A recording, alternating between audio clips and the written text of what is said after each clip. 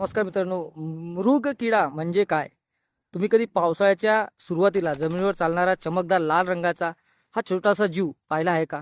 ग्रामीण भागात याला मृग किडा म्हणतात. अनेक शेतकरी मानतात की हा दिसला म्हणजे पाऊस जवळ आला आहे.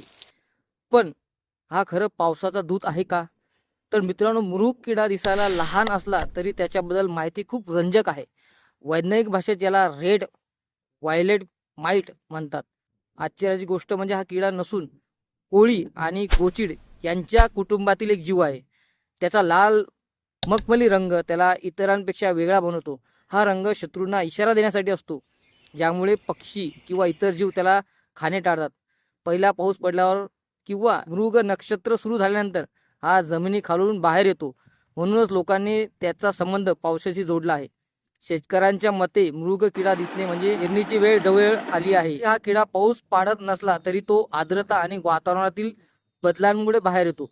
तर मित्रांनो, मृग किडा हा फक्त लाल रंगाचा छोटासा जीव नाही, तर निसर्गाने दिलेल्या पावसाच्या आगमनाचा एक सुंदर संकेत आहे. तर पुढच्या वेळी हा लाल रंगाचा मखमली जीव दिसला तर त्याच्याकडे नीट बघा. कदाचित तो तुम्हाला सांगत असेल पावसाळा आता दूर नाही. अशाच रोचक माहितीसाठी आपल्या YouTube चॅनलला सबस्क्राईब करा. धन्यवाद.